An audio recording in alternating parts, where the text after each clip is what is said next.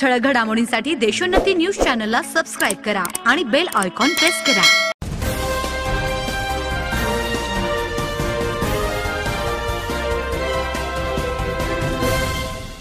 Deshonnati audio बुलेटिनमध्ये आपलं स्वागत। जाणून घ्या 15 ऑक्टोबरच्या आजच्या ठळक घडामोडी। पृथ्वीपेक्षाही राहण्यास योग्य असे ग्रह असू शकतात। आतापर्यंत आपल्या सौर मालिकेबाहेरील 4000पेक्षा अधिक ग्रह शोधण्यात आले आहेत। त्यापैकी बहुतांश जीवसृष्टीला प्रतिकूल असेच आहेत। या ग्रहांवर खडकाळ पृष्ठभागावर पाण्याचे अस्तित्वही असल्याचे नासाच्या संशोधकांनी म्हटले आहे। पाकिस्तानातून सुमारे 250 दहशतवादी सीमा ओलांडून भारतामध्ये घुसखोरी करण्याच्या तयारीत असल्याचे कारस्थान भारतीय लष्कराने उघड केले। काश्मीर सीमेवर चीन व पाकिस्तान संयुक्तिकपणे या हालचाली करत असल्याचे भारतीय लष्कराच्या सूत्रांनी सांगितले। राज्य निवडणूक विभाग असा नवीन विभाग निर्माण करण्याचा 14 ऑगस्ट 2019चा शासन निर्णय रद्द करून पूर्वीप्रमाणे सामान्य प्रशासन विभागाची एक शाखा म्हणून मुख्य निवडणूक अधिकारी कार्यालय गणण्यात यावे असा निर्णय मंत्रिमंडळ बैठकीत झाला। मुंबईतील भूमिगत वाहिन्यांच्या माध्यमातून पावसाचे आणि सांडपाणी शुद्धीकरण करून धरणात साठविल्यास शेती दुष्काळी भागात ते वापरता येईल असे केंद्रीय मंत्री नितीन गडकरींनी याबाबत मुख्यमंत्री उद्धव ठाकरे, राष्ट्रवादी काँग्रेसचे अध्यक्ष शरद पवारांना पाठवलेल्या पत्रात म्हटले आहे। मुंबई पुण्यासह राज्यातील काही भागात आयडिया वोडाफोनच्या ग्राहकांना आज सकाळपासूनच नेटवर्क नसल्याच्या समस्येला सामोरे जावे लागले। काही ग्राहकांनी कंपनीकडे तक्रारी केल्या आहेत, मात्र कंपनीकडून काही ठोस उत्तर मिळत नसल्याने अनेक ग्राहकांनी सांगितले। कंपनीने वेतन थकवल्याने प्रवासी जहाजावरील कर्मचारी मुंबई बंदरात अडकून पडले आहेत। जहाजावरील अन्न, पाणी आणि इंधन साठा संपुष्टात येण्याच्या मार्गावर असून तोडगा निघाला नाही तर कर्मचाऱ्यांच्या हालाखीत वाढ होणार असल्याचे मुंबईच्या एका वृत्तात म्हटले आहे। पुण्यासह जिल्ह्याला पावसाने तडाखा दिला। उजनी धरणाच्या बॅकवॉटरने पुणे सोलापूर महामार्गावरील वाहतूक रोखली होती, तर भिगवणजवळ काही वाहने वाहून गेली, तर दौंड तालुक्यातील पुरात 4 जण वाहून गेले। त्यापैकी 3 जणांचे मृतदेह हाती लागले असून एकाचा शोध सुरू होता। नाशिक जिल्ह्यात यंदा अतिवृष्टीमुळे शेती पिकांचे मोठ्या प्रमाणात नुकसान झाले आहे। काढणीत आलेल्या पिकांना पावसाने झोडपल्याने शेतकऱ्यांच्या हातचा घास हिरावला असून 33% अधिक नुकसान झालेल्या शेतपिकांचे पंचनामे करण्याचे आदेश नाशिक जिल्हा प्रशासनाने दिले आहेत। परतीचा पाऊस वळवासारखा लागतो, तो सगळीकडे सारखा पडत नाही। मात्र कोल्हापूर जिल्ह्यात गुरुवारी सकाळपासूनच जोरदार पाऊस कोसळत होता। ऑक्टोबरमध्ये मृग मोहरल्यासारखे वातावरण होते। भुईमुंग, सोयाबीन पिके पाण्यात गेले असून शेतकऱ्यांचे मोठे नुकसान झाले आहे। देशात आतापर्यंत 73,07,097 कोरोनाबाधित असून 8,12,390 ऍक्टिव्ह केसेस तर 1,11,266 रुग्णांचा दुर्दैवाने मृत्यू झाला। राज्यात आतापर्यंत 15,54,389 कोरोनाबाधित असून 1,96,761 ऍक्टिव्ह केसेस तर 40,889 रुग्णांचा मृत्यू झालाय।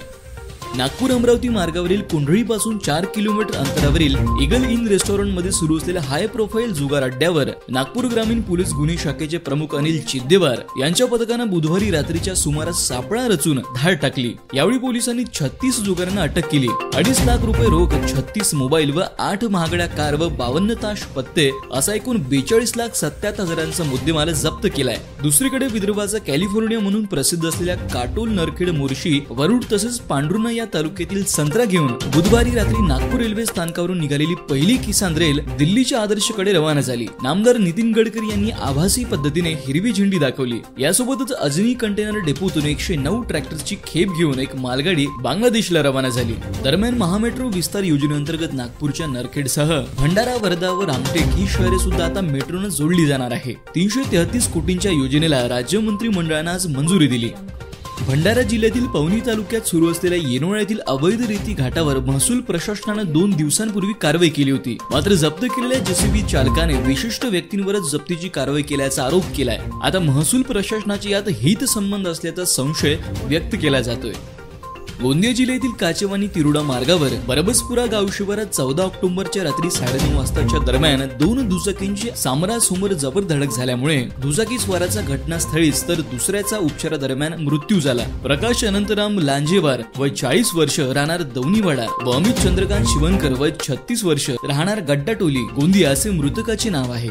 चंद्रपूर जिल्ह्यातील ब्रह्मपुरी तालुक्यात असलेल्या हळदा या गावातील उमाजी कुसन मास्के या शेतकऱ्यावर दबावरून असलेल्या वाघाने हल्ला करून जागीच ठार केले। ही घटना आवळगाव वन परिक्षेत्रात घडली। गेल्या 1 वर्षात वाघाने हल्ले केल्याची दुसरी घटना असून यापूर्वी एक इसम जखमी होऊन थोडक्यात बचावला होता।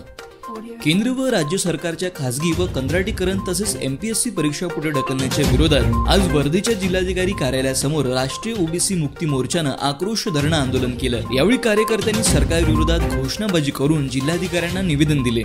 गडचिरोली जिल्ह्यातील चामोर्शी तालुक्यातील तळोदी, भाडबिडी, जोगना येथील जवळपास शेकडो शेतकरी अद्यापही प्रधानमंत्री किसान सन्मान योजनेपासून वंचित आहे। 2019 मध्ये शेतकऱ्यांनी ऑनलाईन अर्ज सादर केले, वेळोवेळी त्रुटीची पूर्तता केली। स्थानिक पातळीवर अर्ज योग्य असल्याचे महसूल विभागाच्या अधिकाऱ्यांनी केलेल्या पडताळणीतून आढळून आले। मात्र त्यांच्या बँक खात्यात अद्यापही रक्कम जमा न झाल्याने शेतकरी चिंताग्रस्त झाले आहेत। अन्य वृत्तात बंजारा भटक्या समाजाचे आरक्षण वाढवून देण्यात यावे, क्रिमिलेअरची अटही रद्द करावी यासह विविध मागण्यांकडे शासनाचे लक्ष वेधण्यासाठी गोर बंजारा समाजाच्या वतीने आज गडचिरोली येथील जिल्हाधिकारी कार्यालयासमोर ऑल इंडिया बंजारा सेवा संघाचे प्रदेश सचिव गोवर्धन चव्हाण यांच्या नेतृत्वाखाली डफडे बजाव आंदोलन करण्यात आले। या आंदोलनात बंजारा भटक्या समाजाचे नागरिक सहभागी झाले होते।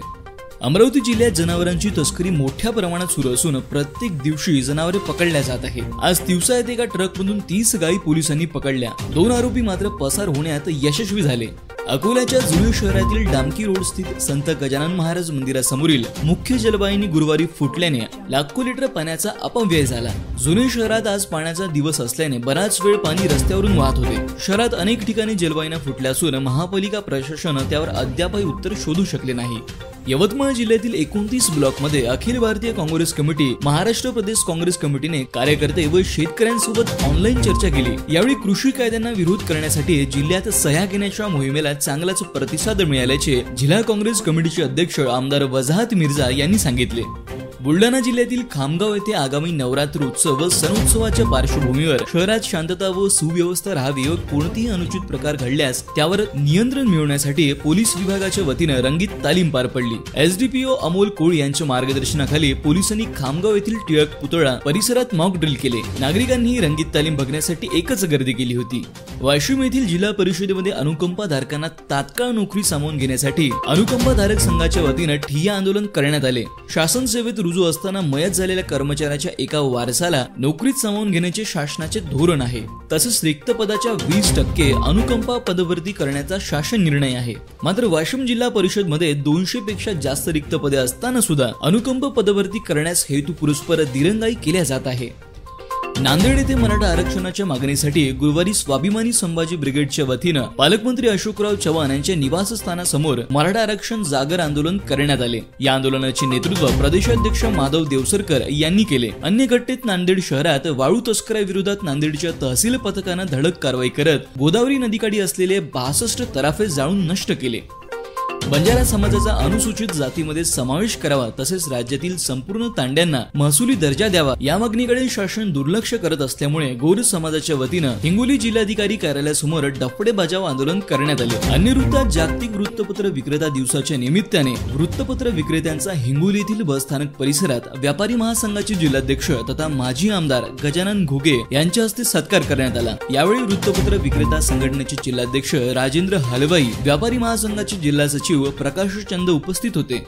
सततच्या पावसामुळे सोयाबीन कापूस पिकाचे नुकसान झाल्यामुळे बँकेचे कर्ज कसे फेडावे या विवंचनेतून परभणी जिल्ह्यातील झरी येथील 50 वर्षीय शेतकऱ्याने विषारी द्रव्य प्राशन केले। उपचारादरम्यान गणपत जळबाजी जावडे शेतकऱ्याचा मृत्यू झाला। दुसरीकडे पाथरी तालुक्यातील काढणीस आलेल्या खरीप पिकाला परतीच्या पावसामुळे सोयाबीन कापूस व तूर उत्पादक शेतकऱ्यांचे अतोनात नुकसान झालं। तालुक्यातील हदगाव महामंडळात हा पाऊस 68 मिलीमीटर एवढा नोंदवला गेला। या पावसाने शेत शिवारात पाणीच पाणी झाले असून ओढ्या नाल्यांना पूर आला आहे। दरम्यान पीक पंचनामे करत तात्काळ नुकसान भरपाई देण्याची मागणी शेतकऱ्यांमधून आता होत आहे।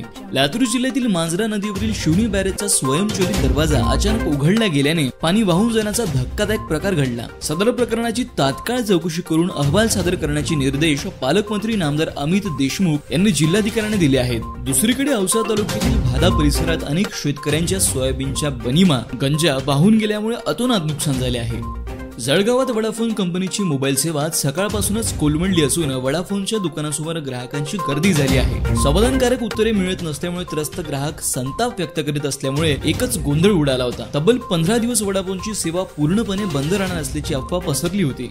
धुळे जिल्ह्यात नवरात्रोत्सव, रावण दहन आणि ईदचा जुलूस या धार्मिक कार्यक्रमांना बंदी घालण्यात आली असल्याची माहिती जिल्हाधिकारी संजय यादव यांनी दिली आहे। अन्य वृत्तात धुळे महानगरपालिकेतर्फे जन्म आणि मृत्यूचे दाखले ऑनलाईन पद्धतीने देण्याचाच निर्णय झाल्यामुळे नागरिकांच्या आर्थिक लुटीला लगाम लागला आहे। आतापर्यंत 13,500 नागरिकांना या दाखल्यांचे वाटप करण्यात आले आहे। 3 वर्ष ऑटो इम्युन डिसऑर्डर या आजाराशी लढा दिला। हा आजार रक्ताशी संबंधित असतो, यामुळे मी अतिशय अशक्त झाली होती। अर्धा तास देखील स्वतःच्या पायावर उभी राहू शकत नव्हती, म्हणून मी दीर्घकाळ सिनेमांपासून दूर राहिले असल्याचे स्नेहा उल्लालने मुलाखतीत सांगितले। स्टाईल, लुक आणि तितकाच हॉट अंदाज असलेला फोटो शेअर करत सई तामणकरने लवकरच रसिकांच्या भेटीला येणार असल्याचे म्हटले आहे। तर दुसऱ्या पोस्ट मध्ये काहीच न लिहिता ब्लॅक पोस्ट शेअर केल्यामुळे सई आपल्या चाहत्यांना नक्कीच खास सरप्राईज देण्याच्या तयारीत दिसत आहे।